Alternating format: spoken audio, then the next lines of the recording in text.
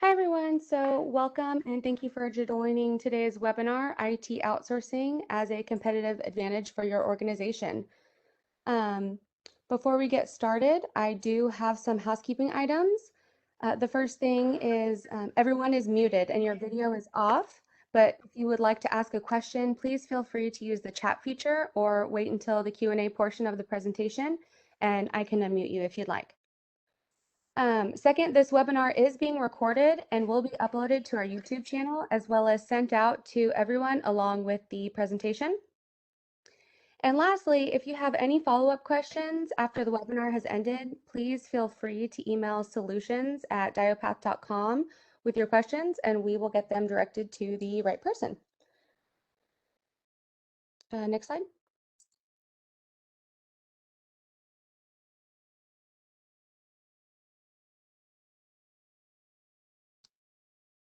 Next slide, Tim. And one more. All right, so getting started, I'd like to introduce our panelists. First, we have Chuck Arico, our Executive Vice President, Sales of Marketing. And next we have Tim Greiner, our Director of Sales. And so now I will hand it over to you guys. Thank you, Jordan. Thanks, Jordan. Hello, everyone. This is Chuck. This is Chuck.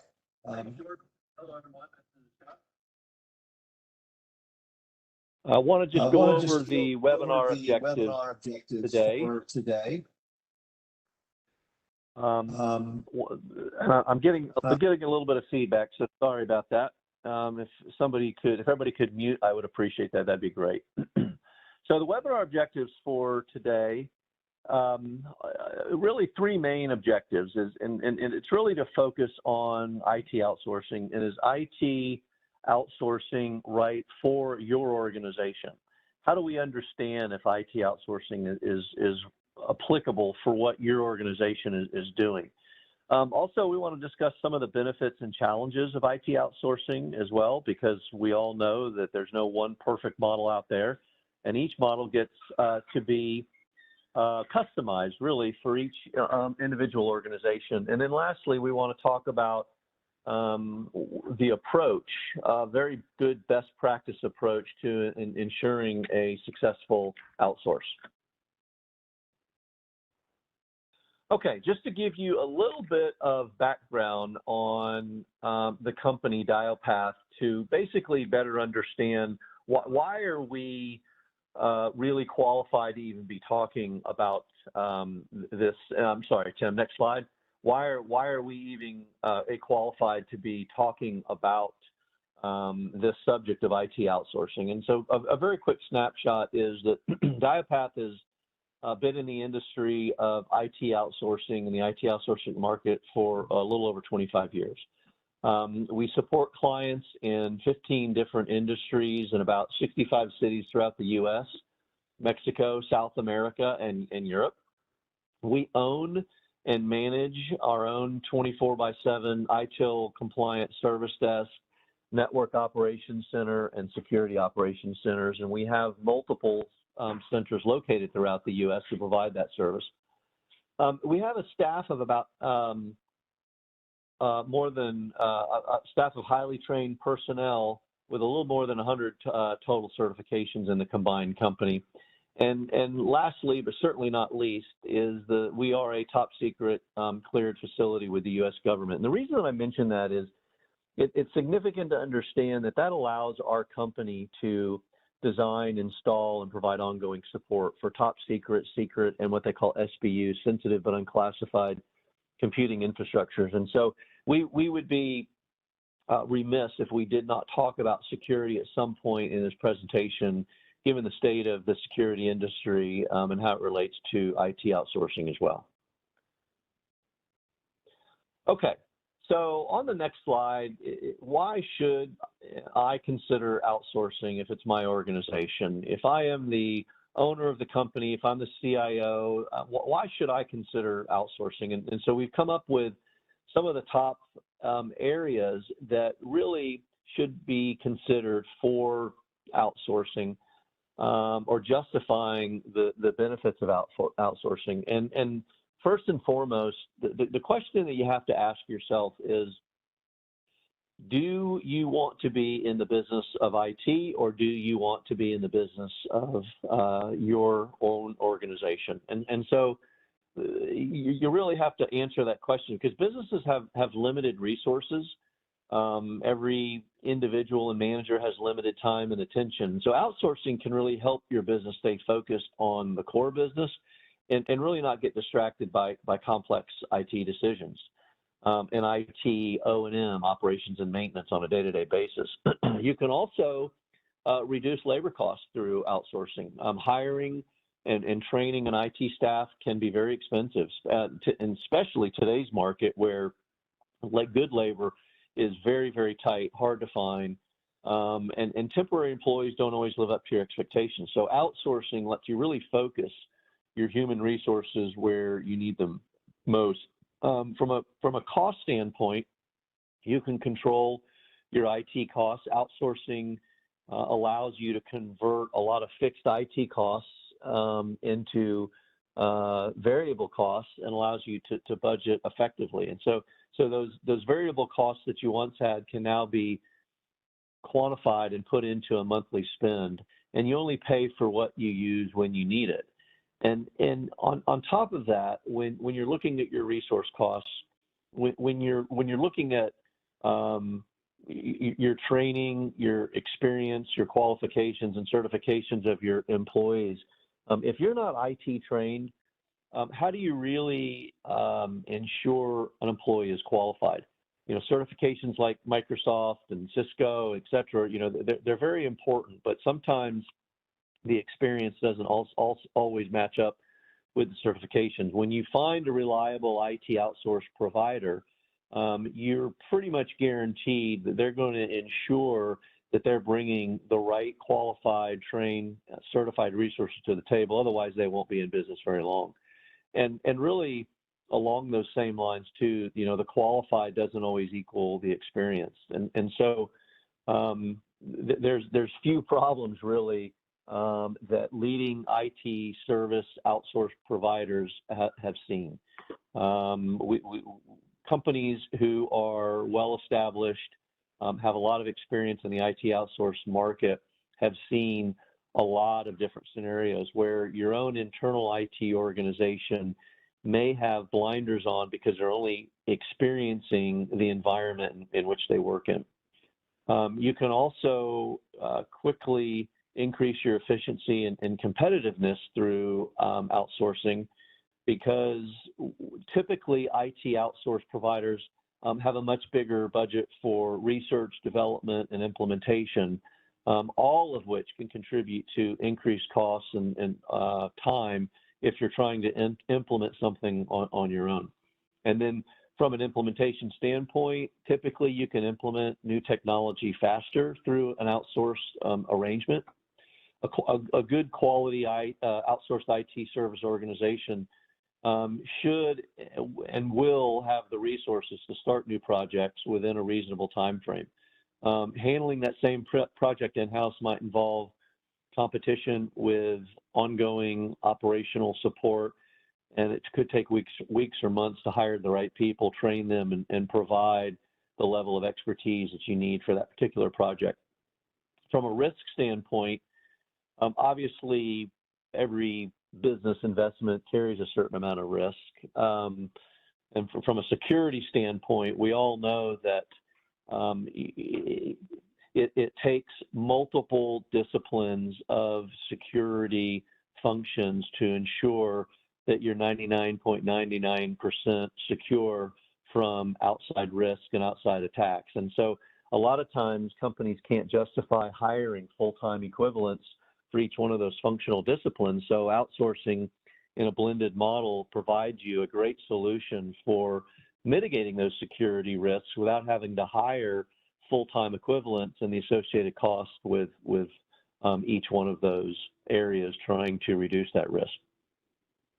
Also, you can level the playing field because mostly for small to mid-sized businesses, they can't really match the in-house support services that larger companies can maintain. And so outsourcing, from a small business perspective, outsourcing to an established outsource or MSP provider can really help them act like big companies by giving them access to the similar technology and the expertise that the larger their companies enjoy.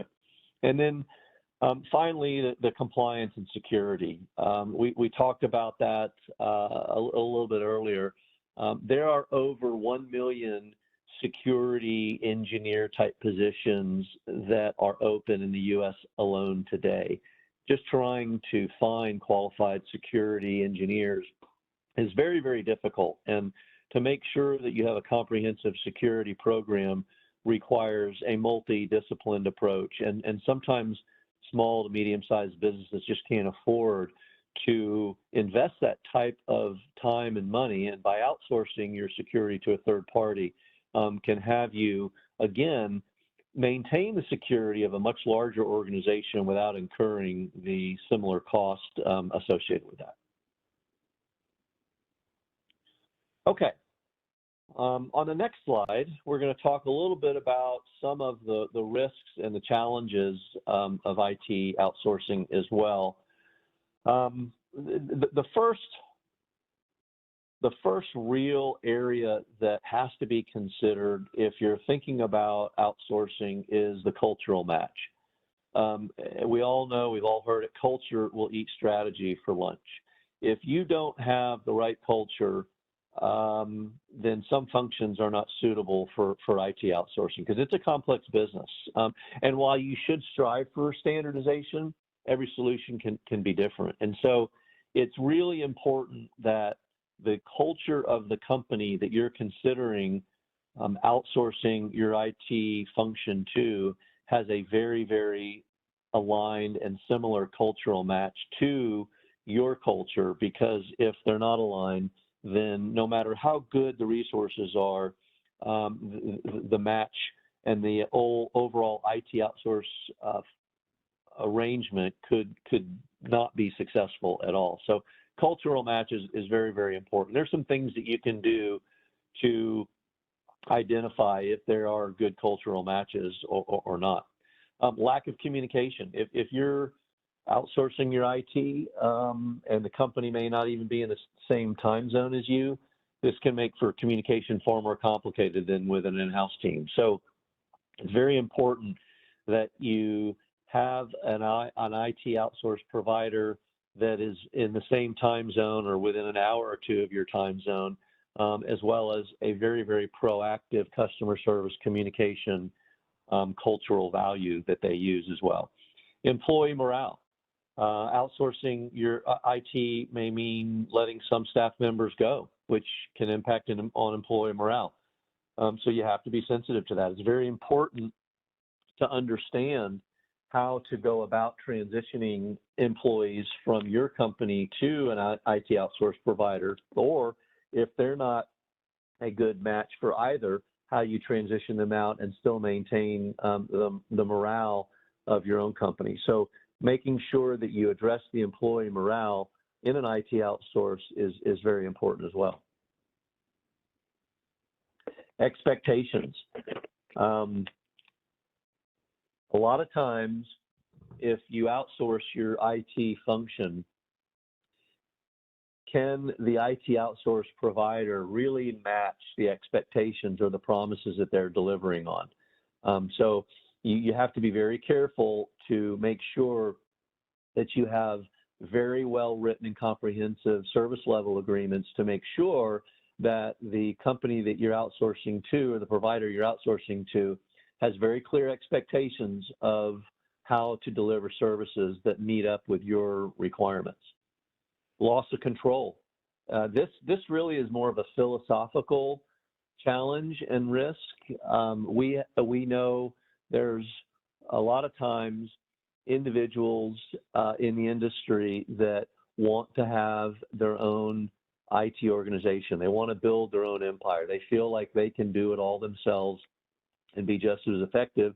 And then you have other individuals who have a totally opposite mindset that understand that I would never be able to implement best practices on my own as well as if I used an IT outsource or hybrid approach to get those best practices from industry. And so depends on your philosophy and if you want that control or if you don't want that control. And you're relinquishing that control with trust and confidence to a qualified provider. A lot of times, companies or individuals will think that there's little scope for innovation. And that can be true if you don't have very good SLAs. And so you want to make sure that you're outsourcing to a provider that does understand innovation and that does understand emerging technologies and how to stay and maintain with best practices. It's very important that your provider will keep you up to date with the latest technologies and that they can suggest innovations maybe that your in-house team would never have considered. So if you're concerned that the provider that you're evaluating doesn't have innovation as part of their culture and as part of their technology roadmap, then you may want to further vet that out with them before you make a final decision. The thought that you might feel tied down with a provider, again, can be a risk or a challenge. But if you establish, again, your SLAs correctly and your contractual terms correctly for termination for cause as opposed to termination for convenience, then you can relinquish that feeling that you might be trapped into that partnership. And so that's why you should always find a company that you feel comfortable enough with to be able to discuss any of those type of concerns and have those SLA terms and conditions in there to allow you that flexibility that if you do need to get out of the contract, you have that ability. Okay. Hey, Chuck, we had a quick question come in. Do you mind answering? Absolutely. I'd love to.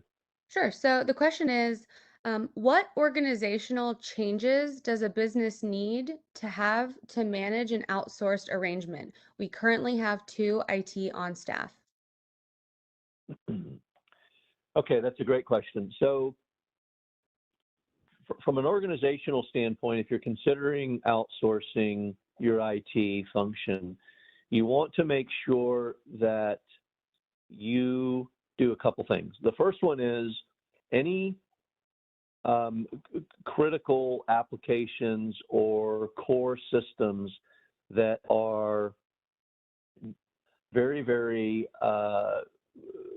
critical to how you run your business. You really don't want to outsource that function. And you give an example. If you have a financial application or a oil and gas upstream application that's very, very core to how you function as a business, you want to make sure that you identify those and that you keep that in-house, and that you want to make sure that you understand how those applications are functioning and how your own IT staff can add value to the end users using those applications to make sure that they're doing their job efficiently. If you're looking at outsourcing more of the day-to-day routine operational stuff like your service desk or your network or your data center or your SOC, those type of activities, from an organizational standpoint, you want to make sure that you have a single point of contact within your own organization, desirably at the IT management level or above.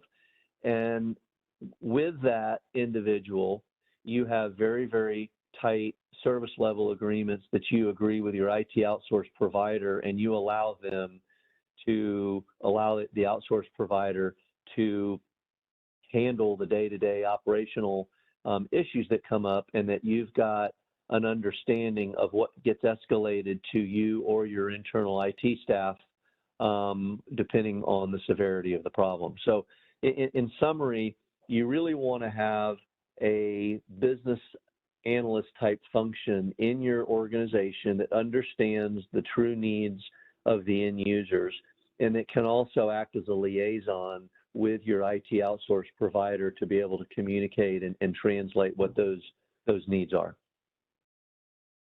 And if I haven't answered your question completely, or you have you want further explanation, I'm happy to answer that. Thanks, I Chuck. think, yeah, you're welcome. And I think also, and Tim, if you have any color commentary in these next slides, please chime in. But the next 2 or 3 slides are really going to further answer that question as well. So if you look at the best practice IT maturity model, typically what we find in most organizations, about 75% of the organizations, when you're looking at how do we achieve optimized state and best practice for our IT organization to make sure that we're as optimized and efficient as possible, there's really a process that you have to go through. And most of the organizations that we encounter are in that chaos and reactive state that you see in the first 2 columns there. And that's where you don't really have a whole lot of standardization. You've got individuals in your IT organization that are wearing multiple hats. It's very difficult for them to maintain all the different areas of support that are required, and they're really doing a lot of firefighting. They're being reactive. They just simply don't have the time to be proactive in the IT environment. So they're just keeping their head above water, and that's where your risk and your costs can be quite high. Because if you have a vulnerability, if you have a breach, if you have a system go down, you have downtime, that can be very risky and it can be very costly. And so you want to get out of that chaos and reactive environment and get more into a proactive environment, which really the first step of a proactive environment is maintaining some type of proactive monitoring and management of your environment. And that's not necessarily just monitoring and managing your network or your systems or your applications. It can be from more of a making sure that you've got documentation in place, that you've got processes and procedures that you've documented, standard operating procedures, disaster recovery, business continuity.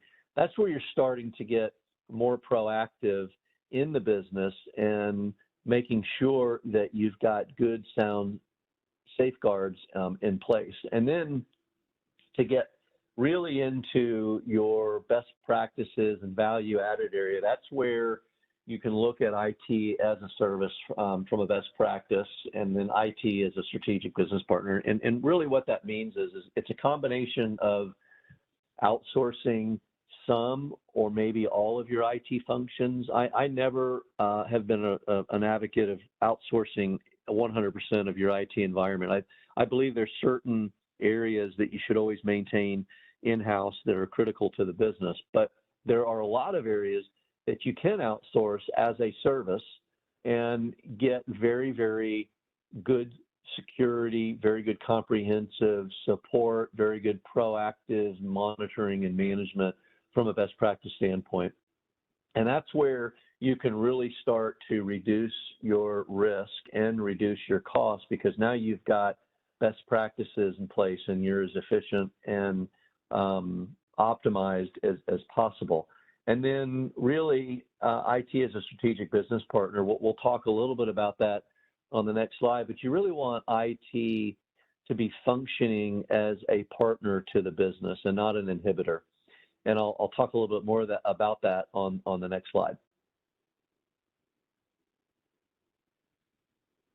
So from a proper IT outsource engagement model, in order to achieve that mature state that we just talked about on the previous slide, the first question that you really want to ask yourself is, what are those tactical reaction operational type services that keep you awake at night, completely reactionary in nature? Sometimes alarms go off at 2 in the morning, and you're just trying to keep the lights on. You have to understand what those are, and there's some examples here where it could be vendor management, it could be your service desk, A lot of times it's your security and network operations center support and management, your infrastructure, cloud support. It's all those functions that are essential to keeping the lights on, but they're not really adding a whole lot of value to the business. But you have to have them from a plumbing and infrastructure standpoint.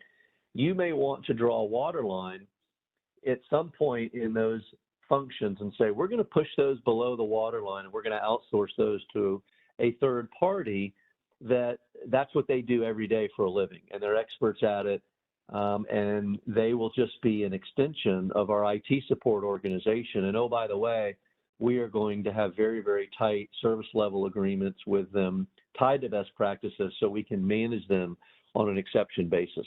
And a lot of times in that, going back to that organizational structure comment again too, depending on the size of your organization, you may have a daily status call meeting with them. It may be weekly, it may be monthly, depending on the size and complexity of your infrastructure. But outsourcing everything below that waterline is the first step for allowing you to get out of the reactional firefighting mode and start looking at how can we be more proactive.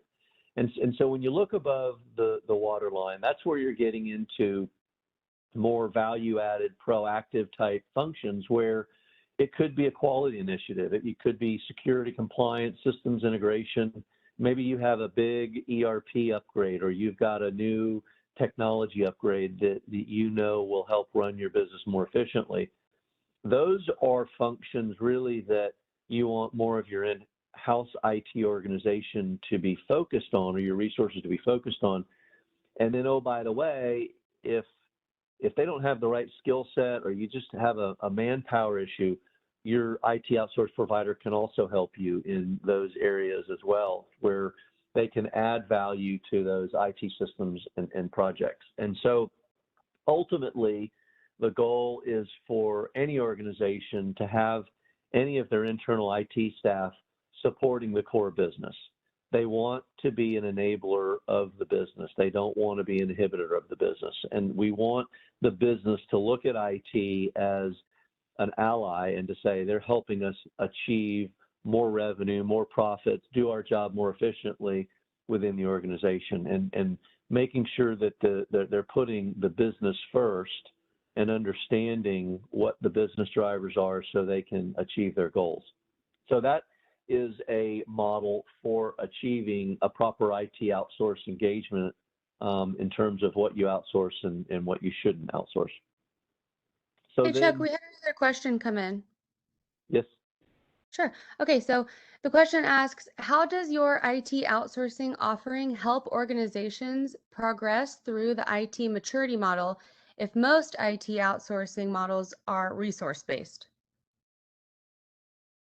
Okay. If you'll go back to slide 9, Tim or Jordan. So if you look at the proactive silo there, it just to dip your toe in the water. Most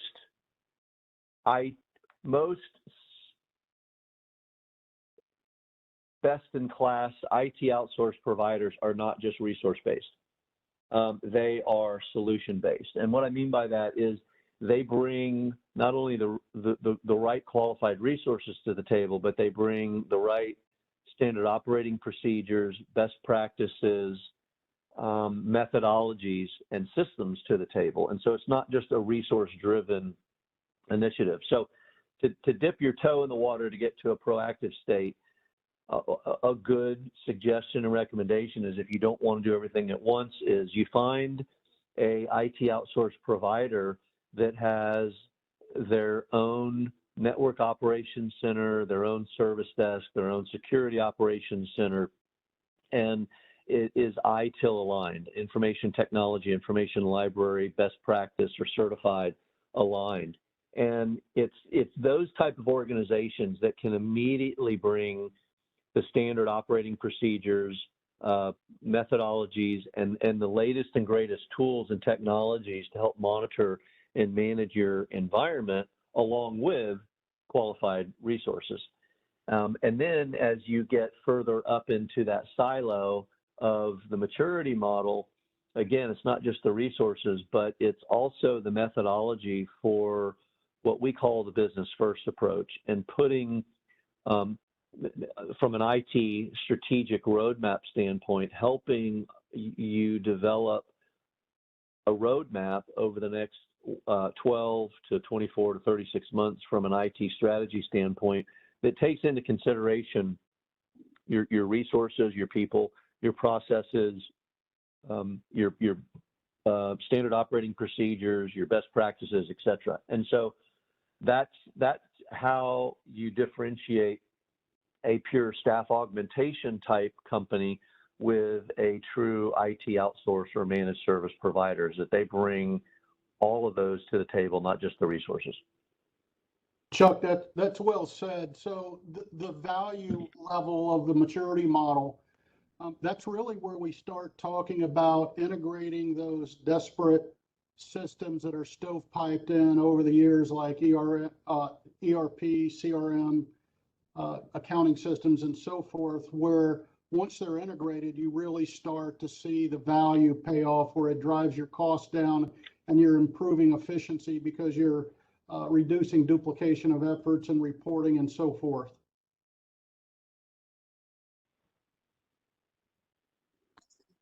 Thanks, Yeah, guys. very good, Tim. I agree with that. Absolutely. And then I'll just add to this one and tie it back to the previous slide as well. The majority of our clients the majority of our competition actually stops at that waterline. And this is some of the stuff that Chuck is discussing, where, you know, you're looking for that value added partner that it really wants to understand the needs of the business.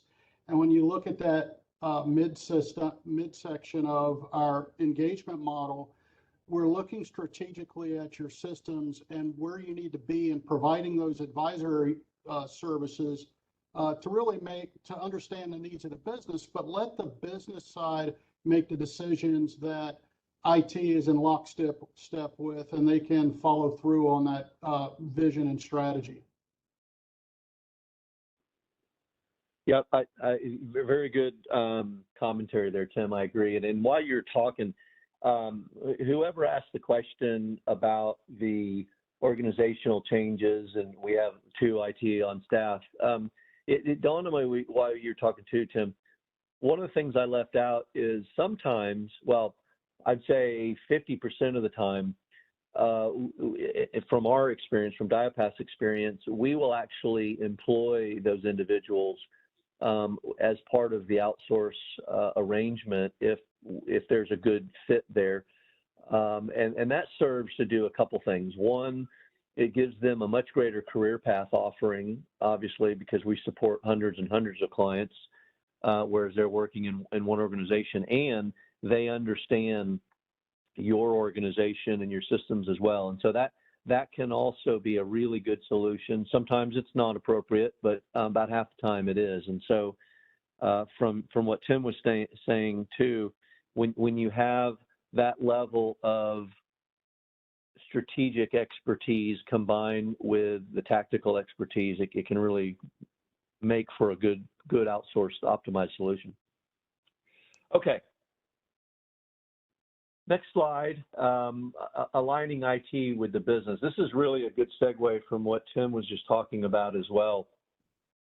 I can't tell you the number of times that we see organizations have IT dictate to the business units. And what I mean by that is that a lot of times IT will get enamored with shiny objects and the latest and greatest technology, and they buy it, they implement it, and then, oh, by the way, the business units have to kind of re-engineer their processes to accommodate that new technology.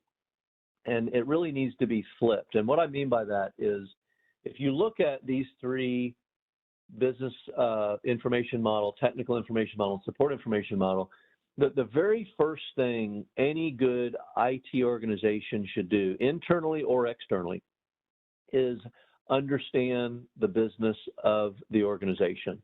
So what are the key value streams of the organization? How do you guys make money? How do you generate revenue in your company? What are the functions that are associated with generating that revenue? How do you work as a company? Then, what are the processes and the procedures associated with those functions?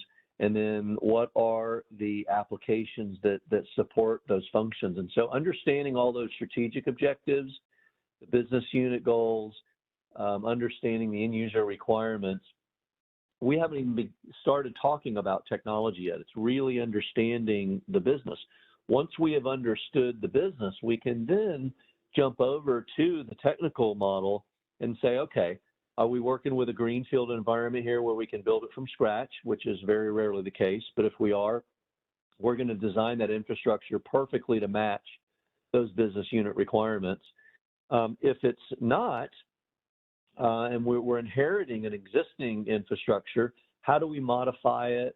How do we upgrade it? How do we edit it to make sure it's positioned to accommodate that business infrastructure? And everything IT does should be, from an infrastructure standpoint, should be designed around the applications that the end users are using, because those applications are what are automating and optimizing the business processes for running that business. So it's very important that we understand the business, create a technical infrastructure that will optimize and support that business. And then once we've had an optimized infrastructure design, we can then begin to look at the support of that optimized infrastructure. Because if you have a non-standardized or inefficient infrastructure, then you're going to need a lot more resources than you should to support it. So if you've got an optimized technical infrastructure, you can then have a very optimized support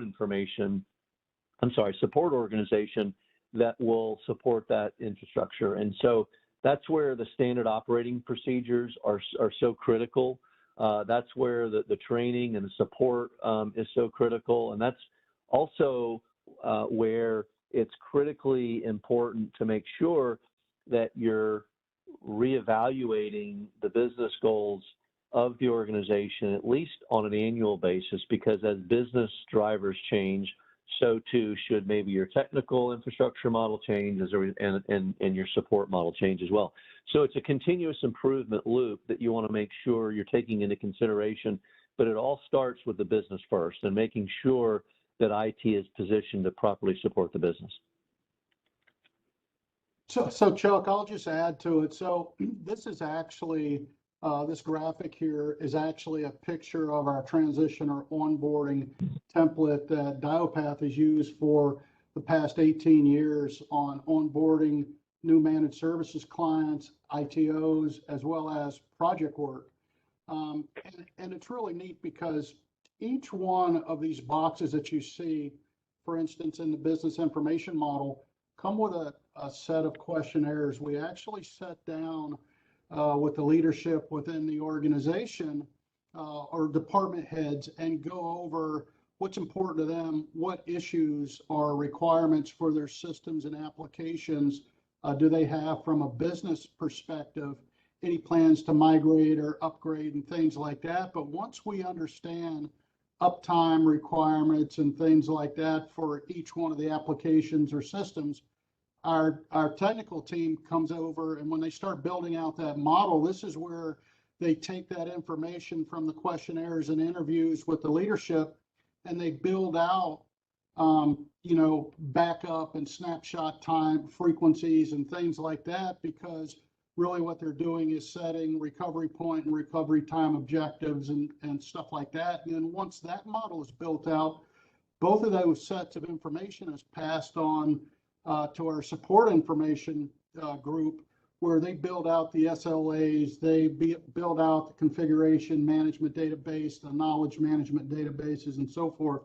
So it's critically important. And we often hear from clients that some of our competitors say, no, we can take over your IT support on day one. And, if they really understood everything that goes into an onboarding and how critical really fact-finding and understanding the needs of the business is to successfully supporting them from an IT perspective, it's very important. Yep, absolutely, Tim. That's very, very good additional comment on that, and it's really a great segue into the next slide from a governance standpoint, because along the lines of what Tim was saying, not just from a security standpoint, but even from an overall IT assessment standpoint, we have a lot of clients that will,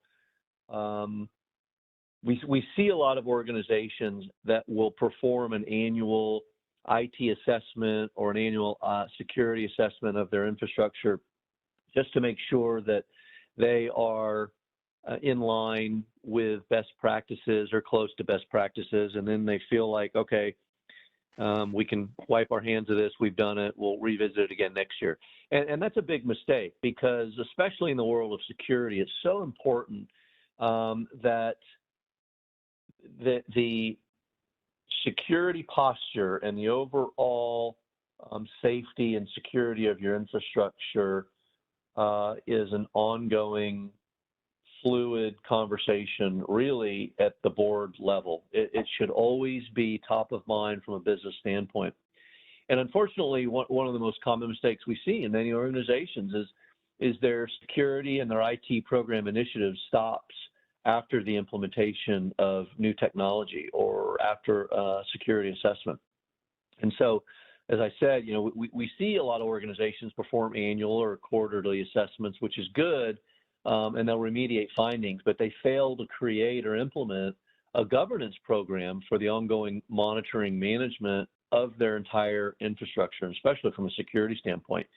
And so, equally important to making sure that you have the correct architectural design and solutions in place is a comprehensive policy and procedure plan that you can review on a regular basis to make sure that you're governing your standards that you are trying to be compliant with on a regular basis.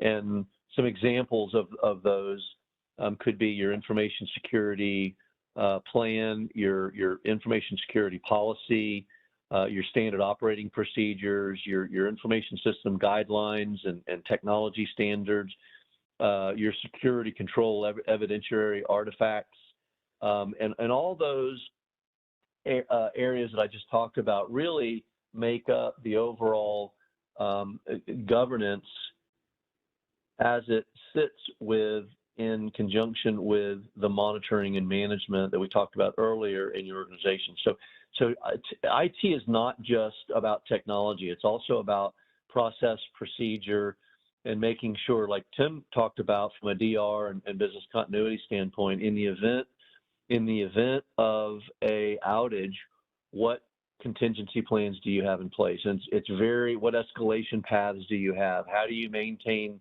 running your business in the event of outage? So it's very important to make sure that you have that documented, updated, and reviewed on an ongoing basis. Hey, Chuck, we had another quick question come in. Absolutely. So on the previous slide, the question asks, where does security fall in? Okay. So security falls in all three of them. That's the short answer. And the way I would break that down is from on the business side, you absolutely need to understand.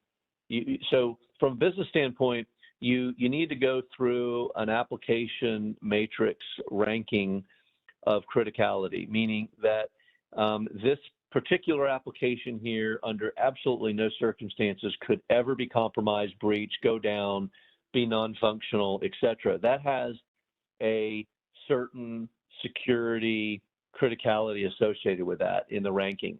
Then you may have an application over here, which is just an Excel spreadsheet or a process over here that easily has a manual workaround. Well, that has a very low security ranking. And so you go through each one of those applications and through those business processes and identify low, medium, high risk in the event of a breach or if they were ever not accessible.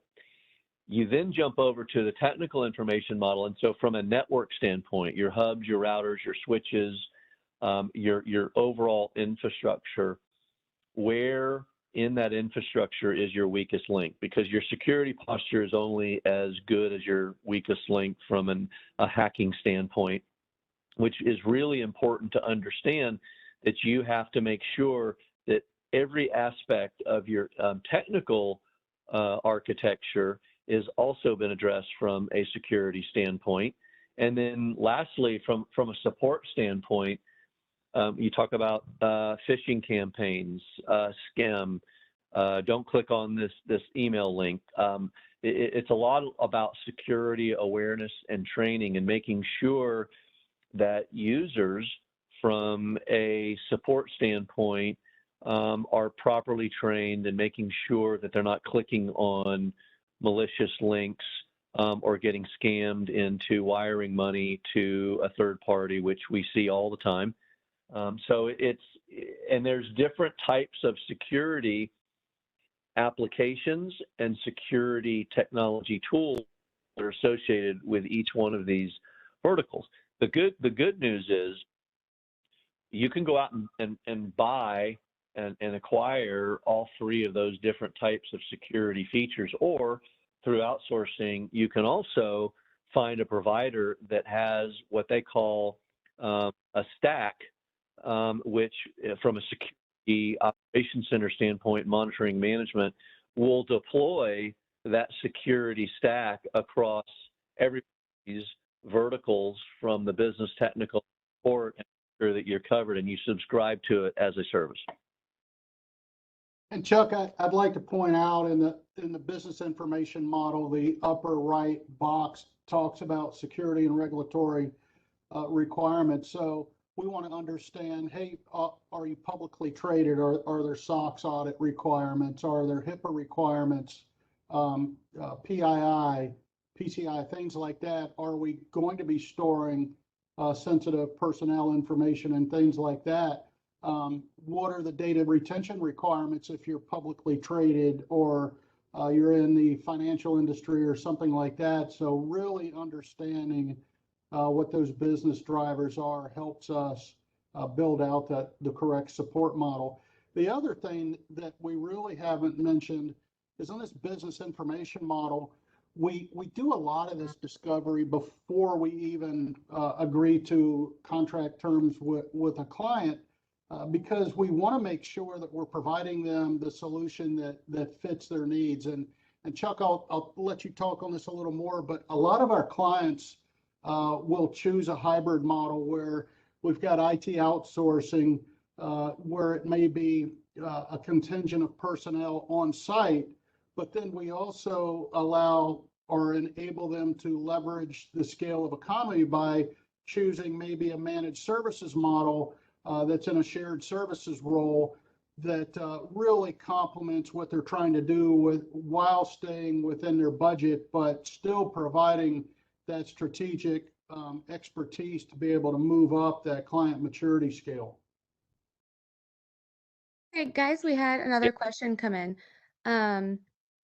The question is, we have a few dashboard and metric reportings. How will an outsourced IT help us in these system areas, either in finding additional partners or supplying the technical expertise? Okay, I'll address that. I want to make sure I understand the question. Is it we have a few or we have few? Like we don't have very many at all? We have few dashboard and metric reportings. Okay. Right. So what Tim just said really is key to this. So depending on the industry that you're in, if you're publicly traded and you have to comply with SOX, or you're in the healthcare and you have to comply with HIPAA, et cetera, there are there's several systems, tool sets, really, and it's called SIEM, Security Information Event Management, that a good IT outsource provider should have in being able to monitor and manage your infrastructure. So as a result of those systems, they will be able to provide you dashboards and as well as the metrics on how you're performing against those dashboards. I'm sorry, not against the dashboards, the metrics against your performance standards of what you're trying to achieve. And so a good IT outsource provider should have most of these systems in place where, again, going through the SLA process, you sit down and you agree what are the types of SLA responses that we need to be adhering to, what types of escalation procedures, what should we be monitoring, what should we be measuring, and then the system can create automated reports that will measure against that from a dashboard standpoint. And I hope that helps answer. And Tim, if you have anything else you want to add to that as well. I'll just add that a lot of our competitors, they'll provide metrics, but you really want to understand, and you should ask questions, what are the KPIs and metrics? What value are they bringing? And make sure they're providing the metrics that really matter to your business that you want to see.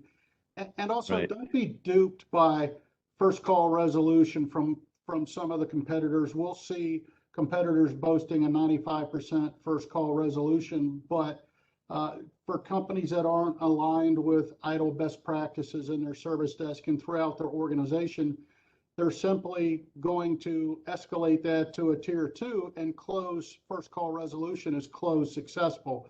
And that's not single point of contact or first call resolution the way it should be defined via ITIL. And so investigate and ask all the questions that you possibly can when you're considering engaging with a company for IT outsourcing.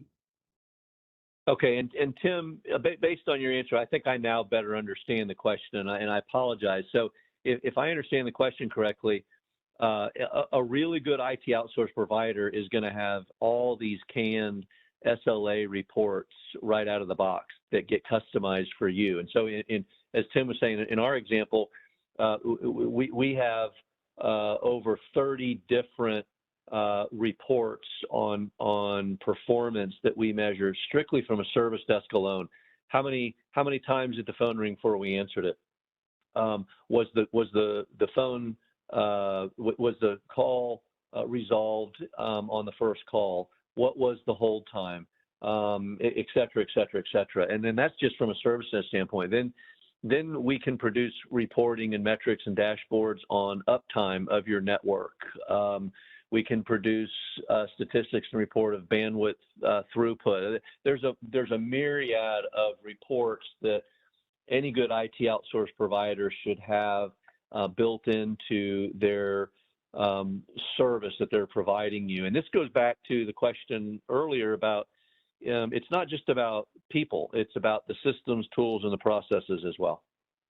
Yep. And then, really knowing what to do with the metrics, like it's pretty neat to see our service desk and NOC in action on this part of it. We'll take those metrics and do trend analysis. Any good IT services company should be doing this. So if we're getting multiple ticket requests over, a short period of time on the similar issue, there's a training issue, there's a bug in the system, or there's configuration.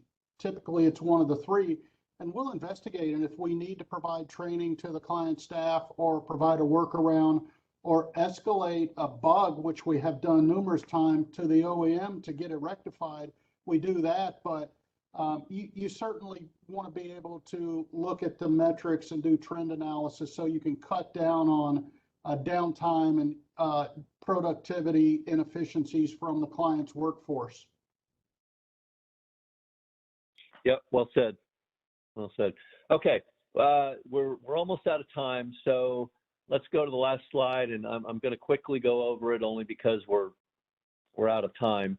But I'm not going to go over every one of these points, but at a very high level, these are the 6 key areas that you should look for in an outsourced provider to be able to provide you from a people, process, technology, systems standpoint. Obviously, security is paramount.